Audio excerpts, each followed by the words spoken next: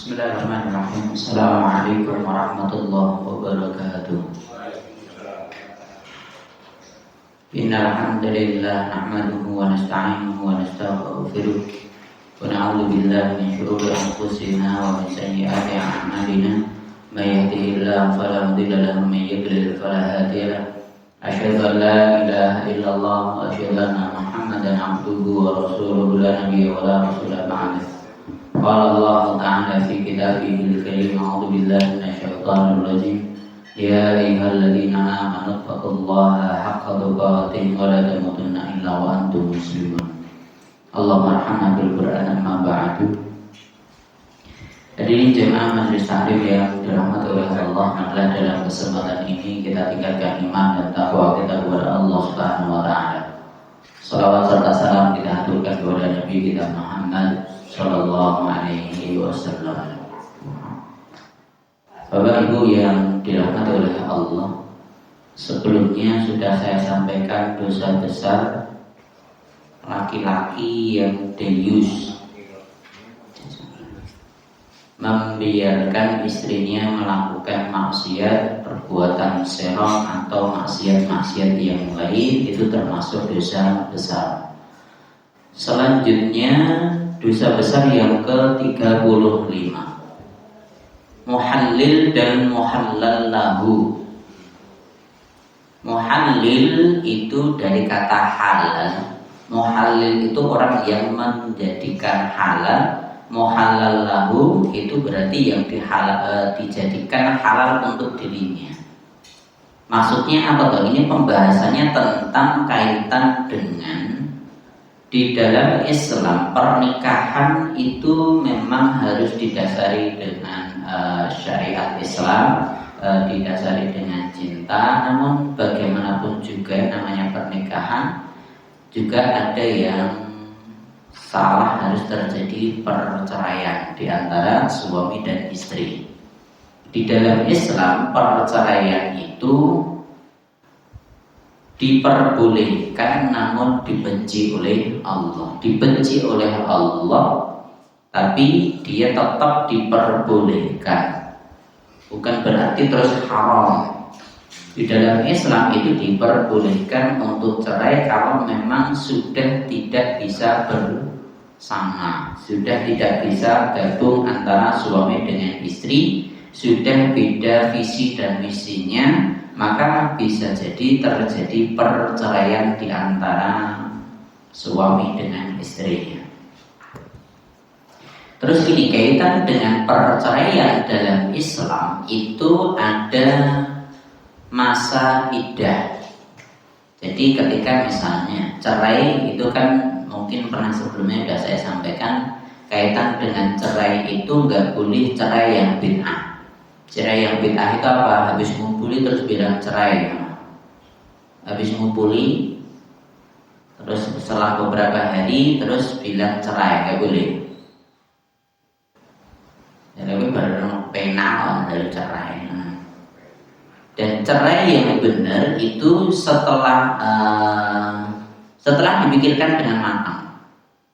Dan itu terjadi bila mana yang mengucapkan laki-laki. Jadi cerai itu hak prerogatif laki-laki. Kalau perempuan minta cerai itu namanya khulu. Kalau laki-laki minta cerai itu namanya tolak. Jadi tolak itu hak prerogatif laki-laki. Itu haknya laki-laki. Kenapa? Karena laki-laki itu menggunakan akalnya dan dia adalah kepala rumah tangganya. Jadi seperti itu. Nah, kalau sampai laki-laki sudah mengucapkan cerai, itu harusnya sudah dipikir sebelumnya, bukan cuma karena satu perbuatan, karena sesuatu yang dia tidak senangi lantas bilang cerai gitu saja. Itu tidak diperkenankan dalam Islam. Karena bahkan dalam hadis disebutkan ketika kamu dapetin kejelekan atau hal yang kamu benci dari istrimu, maka lihatlah hal yang kamu senangi dari istrimu. Karena namanya pasangan itu pasti punya kelebihan dan kekurangan masing-masing. nggak mungkin sempurna gitu. Nabi bilangnya seperti itu. Nah, bagaimana kalau kekurangan ini yang lebih dominan sehingga suami tidak senang lagi dengan istrinya? Nah, ini yang akan kita bahas. Nah, maka bila mana pengen cerai itu harus setelah masa menstruasi.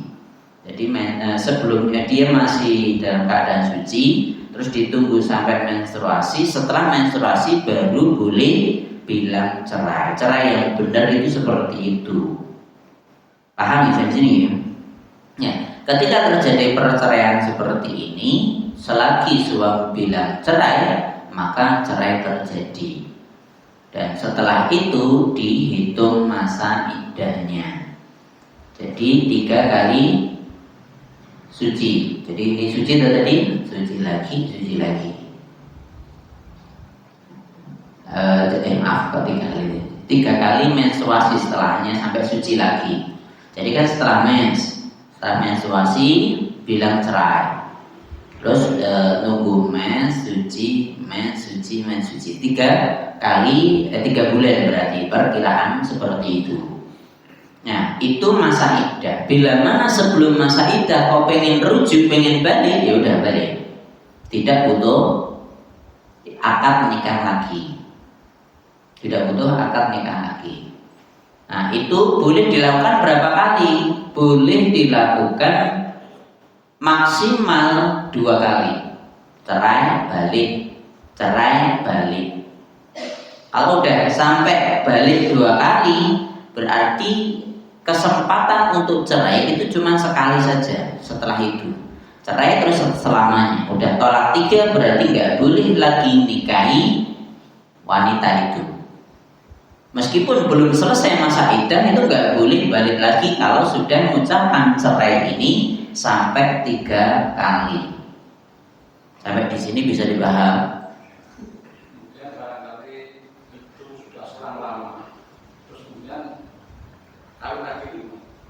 Jadi gini, makanya ini yang harus diperhatikan di sini. Jadi ini mau jaraknya antara cerai pertama, cerai kedua, cerai ketiga itu mau lama, mau deket, mau setahun, mau 5 tahun, mau 20 tahun bebas. Pokoknya grouping telu tok caratin itu wis. Paham belum? Yang penting paham ini dulu. Terus yang namanya muhallil dan muhallal lahu itu adalah setelah cerai 3 kali itu kan seharusnya nggak boleh nikah lagi, itu harus pisah benar. Sudah tidak boleh balik lagi, rujuk lagi, itu sudah tidak diperbolehkan. Terus kalau muhallil dan muhallal lahu itu adalah ketika ada laki-laki yang lain pengen nikahi wanita tadi, kan udah 3 kali nggak boleh cerai lagi, kan dia janda, sudah janda. Terus ada laki-laki lain pengen nikahi ini. Nah, terus seperti pertanyaannya jenang tadi, kalau pengen balik lagi gimana? Nggak boleh balik lagi kecuali kalau ada laki-laki lain nikahin wanita tadi. Tapi ada tapinya, itu nikahnya harus syaratnya suka sama suka, bukan untuk cerai setelahnya. Kalau niatnya untuk cerai setelahnya, itulah yang dinamakan muhallil. Mensiasati gen iso balik meneh antara bojo pertama dengan istrinya tadi. Itu yang haram, itu dosa besar. Paham belum? Sini.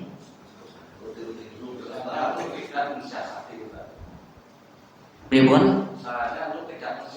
Kecuali kalau memang benar-benar misalnya setelah cerai terus saya pengen nikahi dia, udah nikahi, udah nggak ada niat kok tak cerai kok jadi bisa balik dulu, nggak ada niat, udah boleh nikah tadi.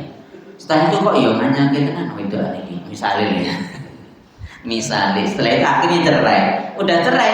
Nah, setelah cerai dengan saya, nah itu bojone sing biyen lagi oleh nikahi mana? Nek ngene iki enggak ada unsur, enggak ada niat, enggak apa-apa, boleh. Tapi kalau ada niat, pokoknya kau kali kau mikal nusik, kau ganti soal balik dengan aku, baru buat ini.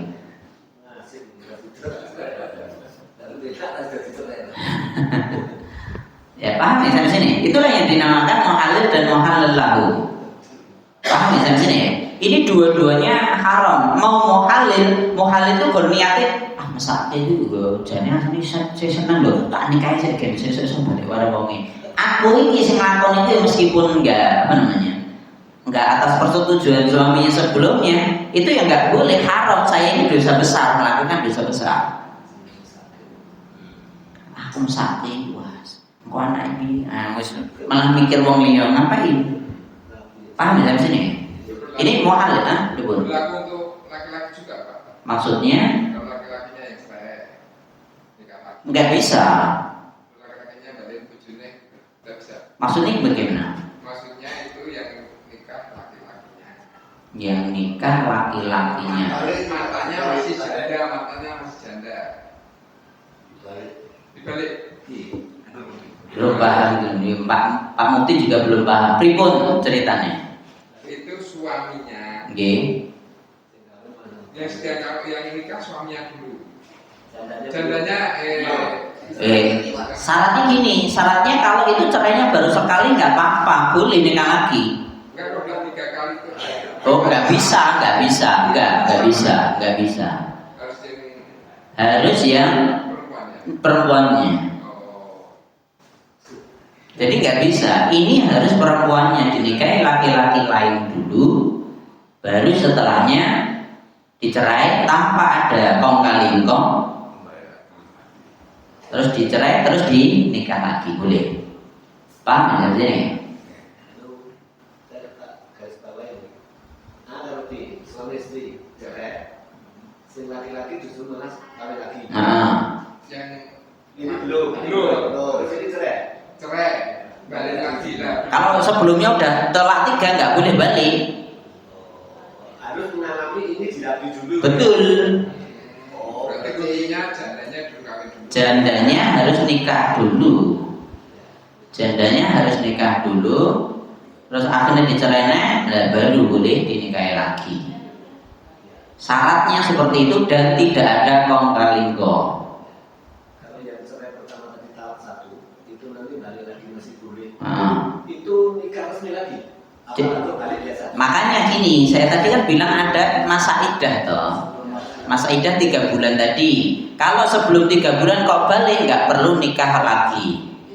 Tapi kalau udah selesai terus cerai, akhirnya udah pisah lebih dari 3 bulan, udah pisah, berarti pengen balik mana? Ya kudu nikah meneh. Nikah meneh ya kaya syarat nikah awal. Mahar, wali, saksi, nah gitu. Yang menikah. Oh, bangun nikah, betul. Kalau istilahnya bangun nikah itu setelah masa iddah selesai, kok pengen balik itu bangun nikah lagi. Harus dimulai dari awal sama seperti nikah di awal. Paham nggak sih dulu? Ini contoh sih gampang, nggak tahu benernya. Maaf ini, kayak agen itu kan pisahnya. Kawin dengan pegawainya. Tapi dia akhirnya cerai, ini balik lagi. Padahal ini kan belum kawin lagi yang lama. Ya, kalau cuman cerai sekali kan nggak apa-apa. Kan cerai baru sekali toh. Ini waktunya nggak dibatasi waktu. Itu nggak batasi waktu, mau 20 tahun kayak berapa bebas. Selagi cerainya baru sekali itu boleh nikah lagi. Tapi kayak agendannya. Iya. Kesannya karena ya. Silakan. Bagaimana kalau hukumnya talak seharusnya dengan administrasi? Maksudnya? Ya, katakan mungkin sudah kamu saya cerai katakan seperti itu. Iya. Sampai 3 kali Bapak. Iya. Jadi dengan hukum yang mungkin ngomong baru sekali, tapi kemudian ke Pengadilan itu bagaimana hukumnya? Jadi gini loh, cerai itu dihitung 1 ya dari itu tadi sampai dia pengen balik lagi ora. Nek akhirnya cerai itu dihitung 1. Paham belum di sini? Ini yang penting. Terus kalau misalnya aku baru bilang cerai kepada istriku, itu udah jatuh. Meskipun aku running pengadilan, meskipun aku udah ngurus surat cerai, secara hukum itu udah berjalan. Sudah cerai itu udah jalan 1. Hukum agama itu udah jatuh tolaknya, jatuh talak satu. Paham di sini ya? Nah, ini saya tekankan karena sering terjadi orang yang ngakunya muslim, positif omong cerai, positif omong cerai, positif cerai lagi, dan itu diulang-ulang. Kalau 3 kali baru izin balik, lebih dari itu balik lagi, itu zina semua. Itu sering terjadi di masyarakat kita. Ada Pak Bu sekitar kita? Tidak ada orang ngerti. Tidak tahu Pak. Satu tidak tahu, tidak pernah dengar. Kedua mungkin orang yang asal ngomong itu juga tidak paham. Apa tuh cerai itu? Nah itu bahayanya. Lah nek siap nikah kan kudu siap cerai toh. Iya, tapi makanya si takliknya nek kalau anu cerai kan ngono kudu paham itu. ya. Kan semuanya harus paham itu. Betul, tapi pemahamannya kalau latar. Meskipun lantah itu jatuh, bahkan kaitan dengan cerai, begitu pula nikah, itu mau gojekan atau tenanan, wit jatuh, selesai. Secara hukum sah. Misalnya gojekan, jenengan dia anak wedok, terus apa jenenge kanca kuliah ya apa piye lah. Kiai ustadz jadi nomor nikah pas dolan tak nikahke karo anak kowe ya. Oh iya siap. Gojekan ngono tak terima nikahe. Wis nikah. Meskipun syaratnya tinggal dipenuhi. Itu udah jadi nikahnya. Meskipun tanpa panaib, meskipun tanpa saksi, karena itu udah berjalan. Tinggal setelahnya segera dilengkapi mahar, saksi, dan begitu pula nanti kalau di Indonesia harus catatkan. Paham dari sini? Makanya dalam Islam nikah siri itu ya sah, karena memang nggak harus catatan negara, nggak harus dicatatnya, nggak harus, karena kaitan dengan ini. Mau dia gojekan atau tenanan jatuh. Nikah seperti itu begitu pula cerai. Cerai Arab gojekan atau marah atau tenanan, ya tetap jatuh. Meskipun tanpa ada surat cerai atau belum urus surat cerai, maka itu udah jatuh tolak. Paham ya sampai sini ya? Sampai sini bisa dipaham. Ini lagi bahas tentang muhalal ya. Terus tak waca guys ini 3 halaman. Abdullah bin Mas'ud radhiyallahu anhu meriwayatkan bahwa Rasulullah SAW melaknat muhalil dan muhallil lahu.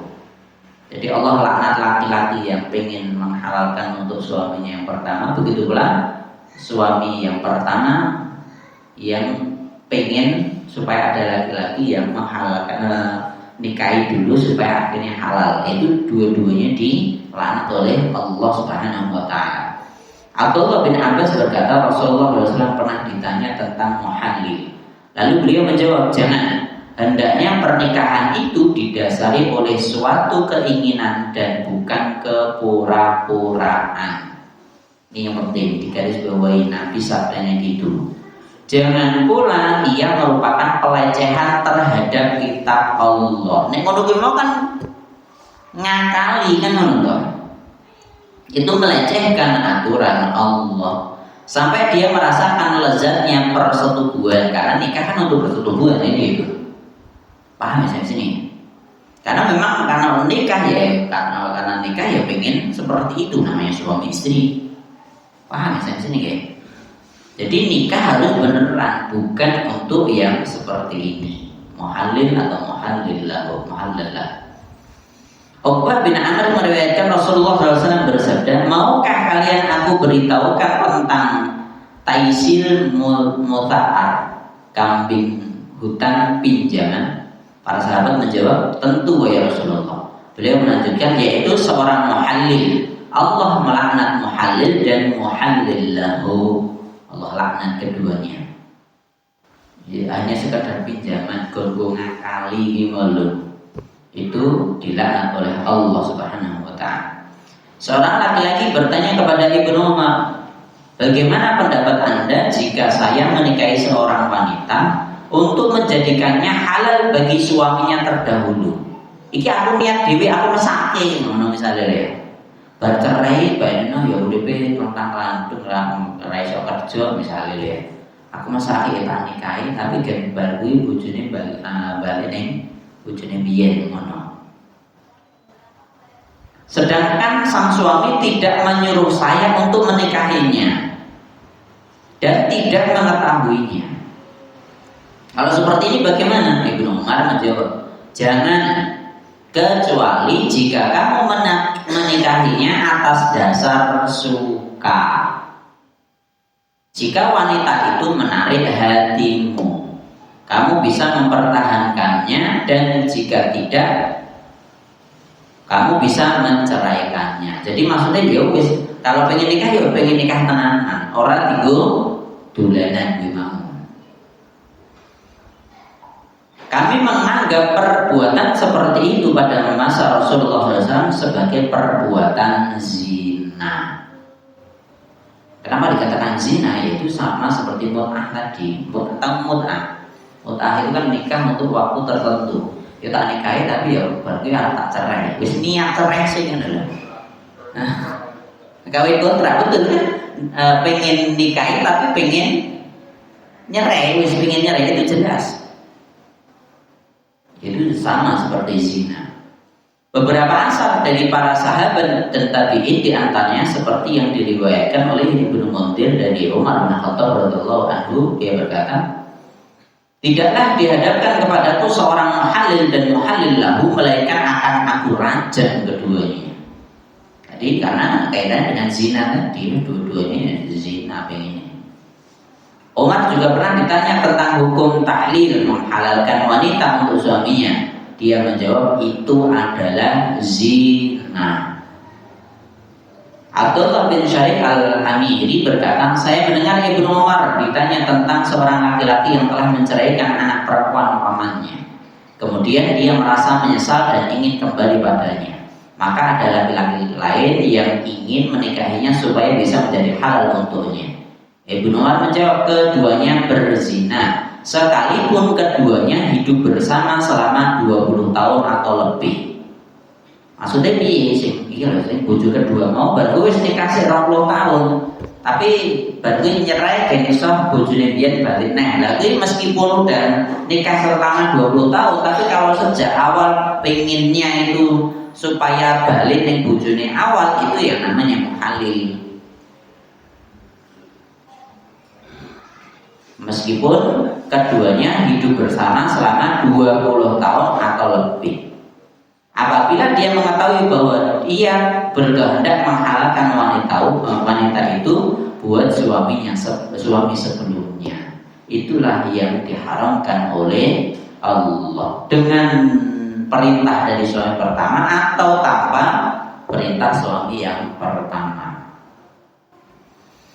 Ibnu Abbas pernah ditanya seorang laki-laki, katanya, anak pamanku telah menceraikan istrinya dengan talak 3, lalu menyesal. Ibnu Abbas menjawab, anak pamanmu itu telah berbuat durhaka kepada rohnya, lalu dia menjadikannya menyesal. Ia telah mematuhi setan, sedangkan setan tidak menjadikan jalan keluar buatnya. Orang itu bertanya, bagaimana pendapat Anda jika ada orang yang menikahi bekas istrinya itu supaya bisa menjadi halal baginya? Ibnu Abbas menjawab, barang siapa menipu Allah maka dia menipunya. Yukhadi'unallaha wa huwa khadi'uhum. Kalau ada orang menipu Allah maka Allah yang menipu dirinya. Haram semua ini. Jadi kaitan dengan syariat itu ojo diakali. Allah tahu, bahkan jangankan yang kita lakukan, yang baru di batin itu aja tahu. Lagi di batin koncone orang yang ngerti itu aja Allah udah tahu semua. Ibrahim An-Nakhai berkata, jika niat salah satu dari 3 orang suami, 3 orang suami yang pertama, suami yang terakhir atau wanita itu adalah untuk tahlil, menjadikan wanita itu halal bagi suami pertamanya, maka pernikahan yang terakhir itu batal, tidak sah, dan wanita itu tetap tidak halal untuk suaminya yang pertama, itu zina. Paham ya dari sini? Wis niate sekolah laki pertama, laki kedua, apa dari wanitanya, kalau ada niat di situ untuk menghalalkan ben iso balik ning suami pertama, maka itu haram semuanya, tidak halal, masuknya di zina. Hasan Al-Basri berkata, jika salah seorang dari 3 orang itu berniat akan melakukan tahlil, maka pernikahan itu menjadi rusak. Salah satunya sapa wae. Sehubungan dengan seorang laki-laki yang menikahi seorang wanita dengan tujuan supaya wanita itu bisa menjadi halal untuk suaminya yang pertama, Sa'id bin Musayyab, dia itu termasuk tabi'in, berkata tidak halal itu. Termasuk yang berpendapat demikian adalah Malik bin Anas, Al-Lais bin Sa'ad, Sufyan Ats-Tsauri, dan Imam Ahmad bin Hanbal. Ismail bin Sa'ad berkata, saya pernah bertanya kepada Imam Ahmad tentang seorang laki-laki yang menikahi seorang wanita, sedangkan dalam hati laki-laki itu berniat untuk menjadikan wanita itu halal bagi suami yang pertama, namun wanita itu tidak mengetahui tentang niat tersebut, bagaimanakah hukumnya? Beliau menjawab, dia adalah muhallil. Dan kalau dia bermaksud dengan pernikahannya itu untuk menghalalkan wanita itu supaya bisa menikah kembali dengan mantan suaminya yang dulu, maka terkutuklah dia. Selesai kaitan dengan ini, ada yang perlu ditanyakan? Silakan. Bagaimana kaitannya kalau nikah itu harus punya suka sama suka? Iya. Kalau dulu kan banyak jadi kain paksa istilahnya.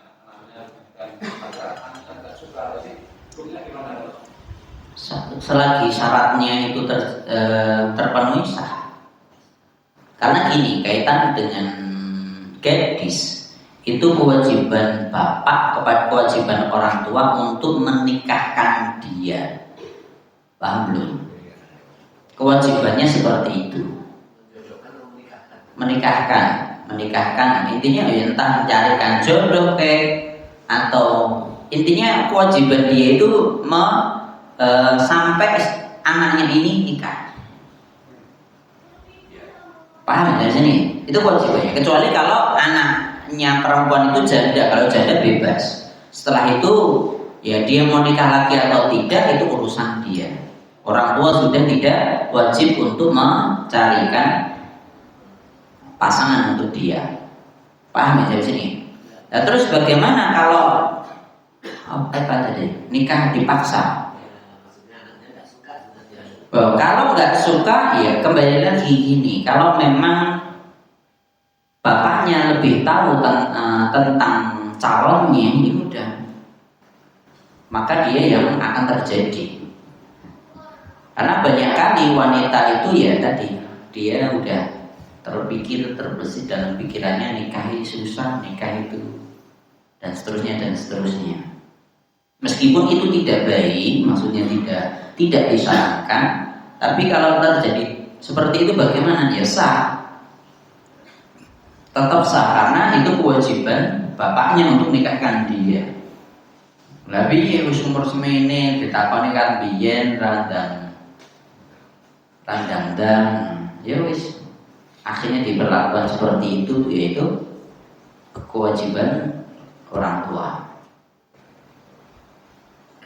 Selain itu gini, terkadang ya itu tadi karena apalagi perempuan yang udah niti karir, dia pengen karirnya melejit dulu lah, dia harus menunggu tambah tua sampai sing gelem gimana sasa. Wong tua serah mikir ngono wis. Kowe kon pikiranmu, kon kerjaanmu tok. Wis tak nikahke. Kowe golek dhewe apa tak goleke ngono. Gitu bagaimana? Itu haknya orang tua. Paham ya sini?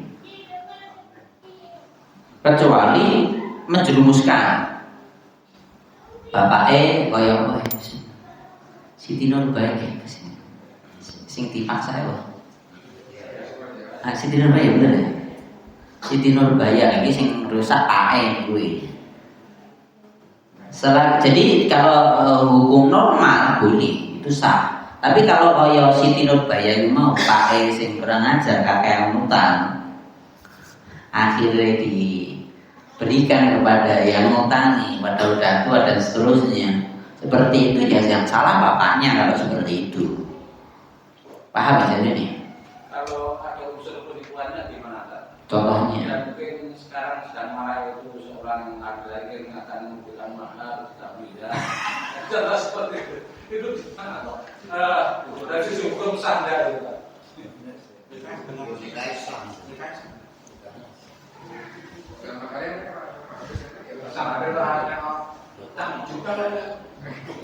Ya berdibayar ya sah, nek ora ya rasa.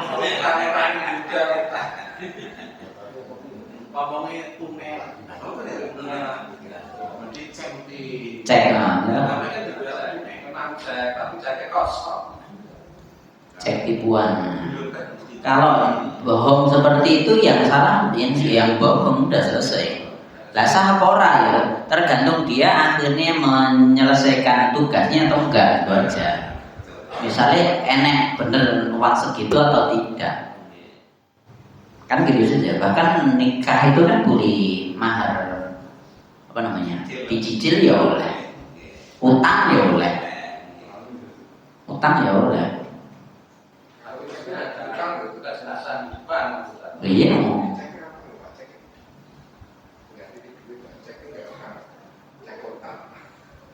Ya, cek itu kan kadang bisa langsung dicairkan sekarang, ada yang bisa harus nunggu berapa waktu dulu kan ada.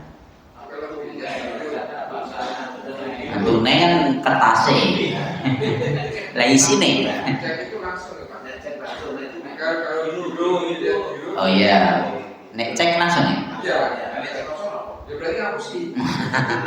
Nek kemarin aku baca kabelnya bayar tunai, itu berarti kalau nabi ya ngapusi. Betul, kalau ngapusi ya jelas dosa, nggak bisa, nggak sah. Wallah alam ya, kalau pengen terkenal kok kan ya ngerti tuh, pengen terkenal viral. Iya betul.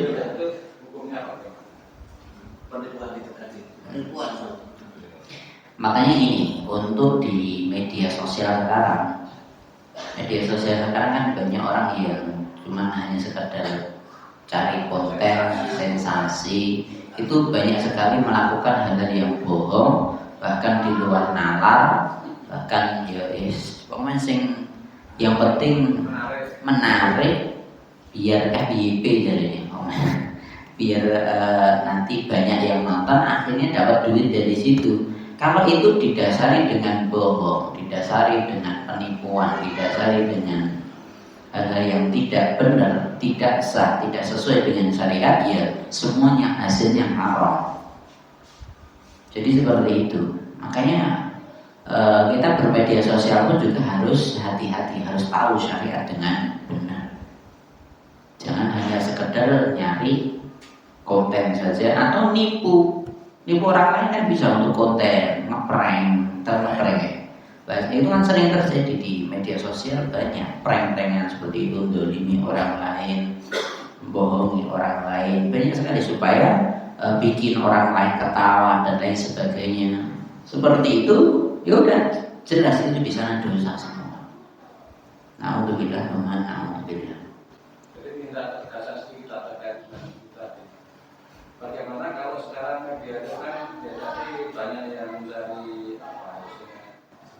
sensasi untuk menarik, kemudian konten-konten dibuat sebenarnya yang tidak sesuai dengan kebenarannya untuk menarik tadi kan hadis itu walaupun tidak menipu secara langsung bisa terjadi kayak penipuan yang tidak tampak atau tidak real. Nah itu pendapatan dari sisi itu dari gimana? Nah itu nanti sama seperti sinetron saja, maksudnya sinetron kayak cerpen atau itu aja, ya nggak apa-apa selagi itu tidak ada unsur bohong nih, nggak apa-apa. Kayak cerpen kan aslinya reneng, terus dibikin seakan eneng kan gitu.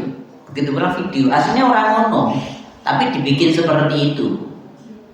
Nah, kalau hanya sekedar cerita saja, biar banyak yang melihat, ya bebas seperti itu. Tapi ya itu tadi, yang penting tidak zalimi orang lain. Yang penting tidak zalimi orang lain, tidak bohongnya orang lain, tidak merugikan orang lain. Paham ya sampai sini? Ya namanya apa namanya? Zamannya pencitraan. Citraannya apa ya? Aslinya orang ngono digawe ngono. Ya, misalnya seperti itu. Ya, kalau memang didasari untuk kebohongan, itu semua tergantung niatnya masing-masing.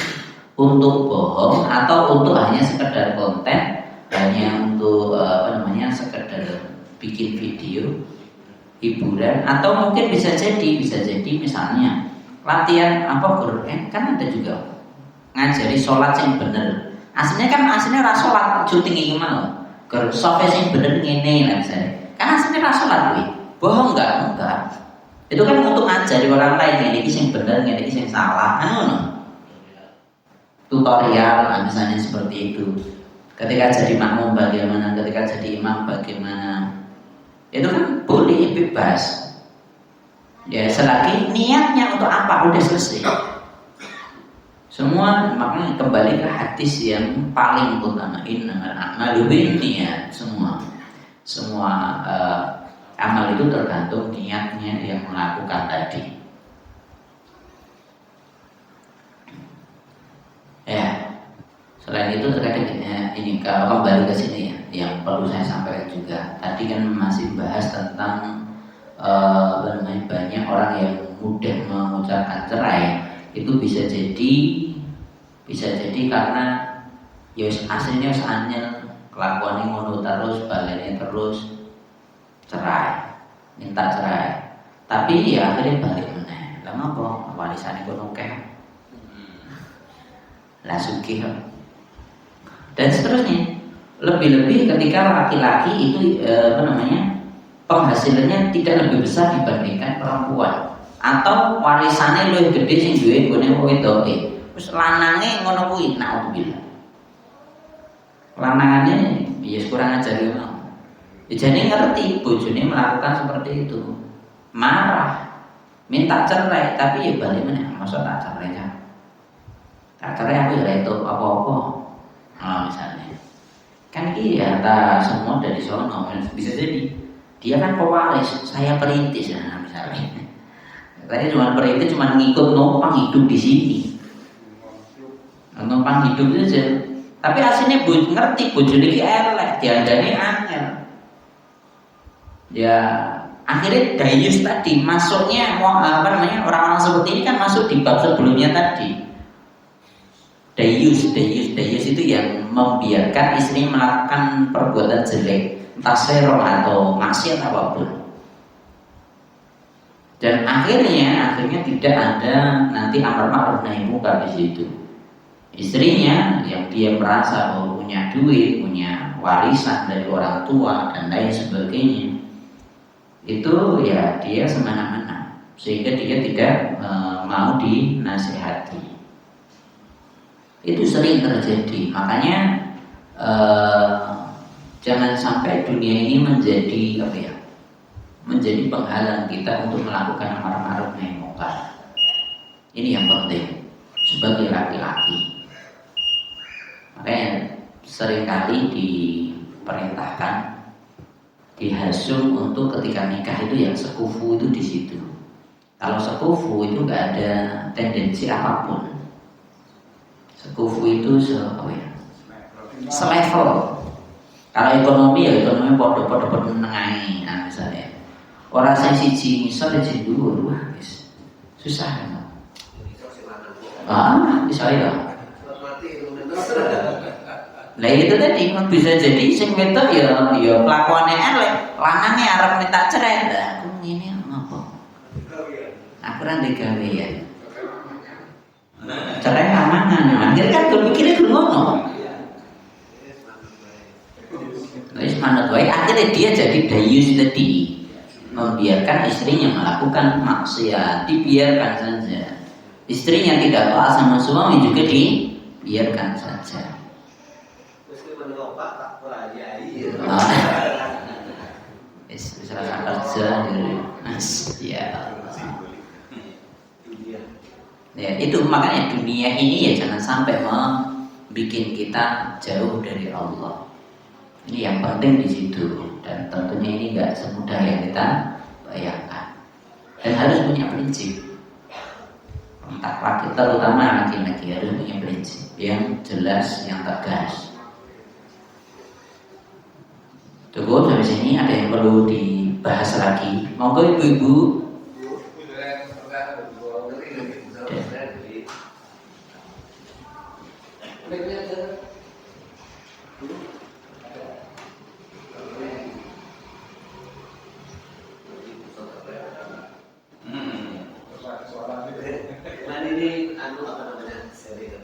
Saya katakan ini kaum laki-laki terutama itu kadang-kadang saya itu terus dua-duanya gini, tidak sucen itu, tidak gentleman.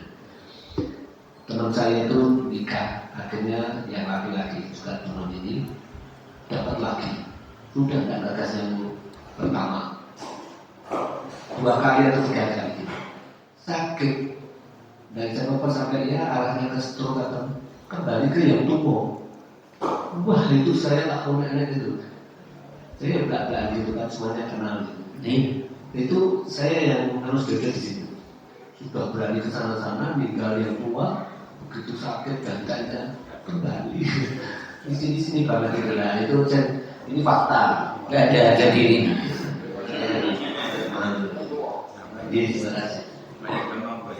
Ya memang orang-orang seperti itu ya banyak, nggak cuma satu.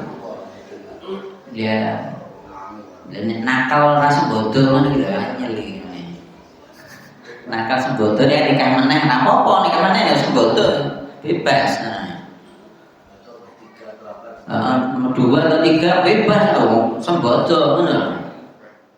Nggak rasa bodoh ya. Itu saya ngomong itu ya, untuk itu harus isin gitu. Lah dia wis setruk karo nasuhan jenengan mboten saged apa.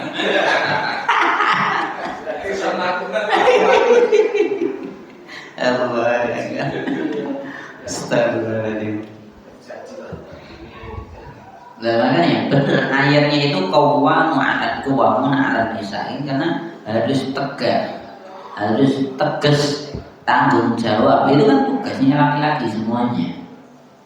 Makanya jangan sampai melakukan hal yang seperti itu. Ya, kecuali sembodo mau, sembodo silahkan. Nikah 2, nikah 3, dia bisa membagi semuanya adil sesuai dengan syariat, silahkan.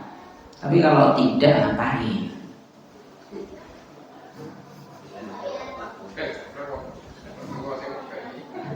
Ya itu sering terjadi ya. Oh dana orang belum ngopeni, waduh. Itu yang perempuan dia tahu kan itu di rumah sakit atau kita dulu apresiasi saya. Ya. Saya cuma gini, aku kalah nakal. Allah. Tadi saya pernah dapat cerita ini bagus. Namanya orang yang jelek itu memang di mana-mana. Bahkan ada orang yang sebelumnya orang hanya sekedar ngontrak jadi saya tadi kan isi Jumatan di Solo Baru. Setelah itu kan saya bincang-bincang sama takmimnya. Setelah Jumatan biasa. Waktu bincang-bincang itu ya cerita enek wong biyen iki wonge ngontrak tok daerah kene iki. Kan mesake dibantu karo wong masjid, dibantu untuk akhirnya satu tanah iso bangun omah. Wis omah wis terbangun nih murtad. Kurang ajar bener nih. Murtad dia. Setelah murtad, tahu nikmatnya murtad dia ke agama sebelah. Itu kan dapat apa-apa tuh. Apalagi dia bisa narik orang. Ya, murtad wis ngono kuwi. Loro. Sing laki loro. Bali Islam.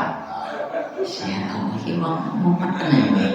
Bali Islam wis didongake karo wong saya lah katanya. Ya harapannya apa? Eling tenan. Bar kuwi wis sehat meneh. Eling meneh. Kan itu. Sampai ini kurang ajar tenan nih. Ya Allah ya Allah. Kerjanya seperti itu. Ya akhirnya lorongnya sampai bojone ini sampai datang pada takmirnya mohon minta komen minta bener pertolongan dari takmirnya dan seterusnya. Itu sampai seperti itu. Sampai dia akhirnya murtad lagi.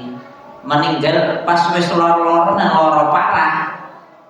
Loro parah tekon yang tamu itu sampai 2 kali atau 3 kali mlebu Islam. Enggak. Yang kedua itu dia udah balik, udah sehat, balik ke agama sebenar. Setelah itu anaknya nikah. Kau akan gelem dia nikah raweh gitu, enggak beda agama, enggak boleh menikahkan anaknya. Ya wis mlebu Islam. Ya gara-gara kuwi ta, baru ya balik meneh.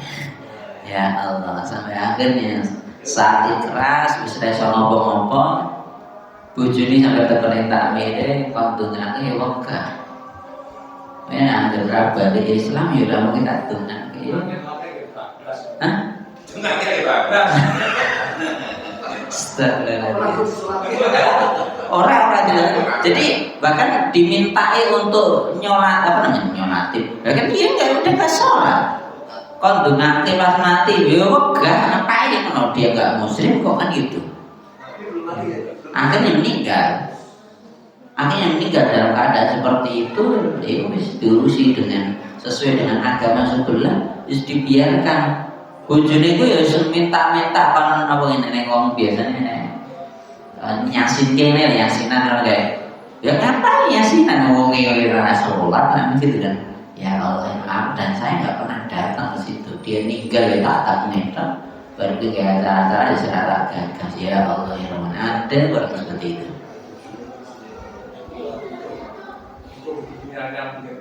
Ya Allah. Bahkan juga ada saya dapat cerita tadi juga orang lain jadi nikah ke anaknya di Jumat.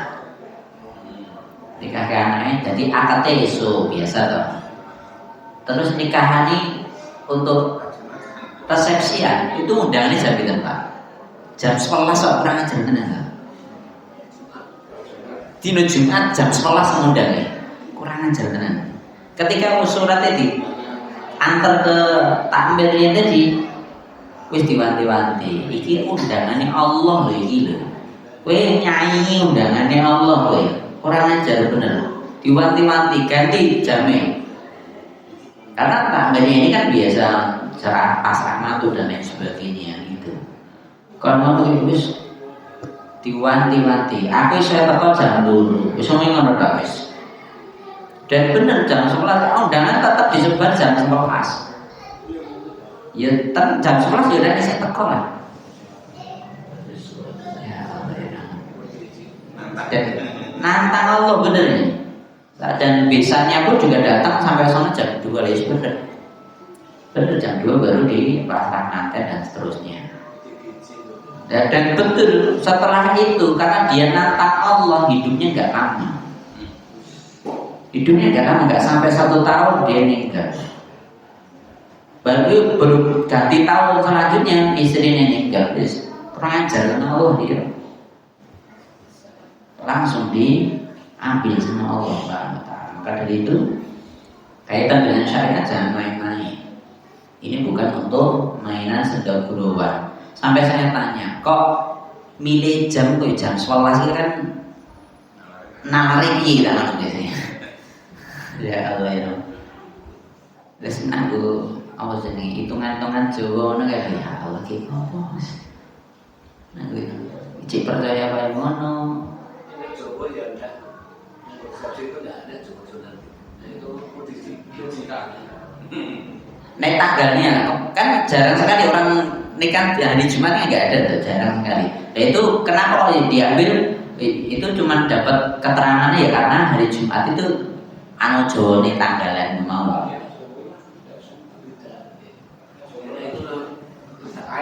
Tak hitungannya ya Allah, bulas.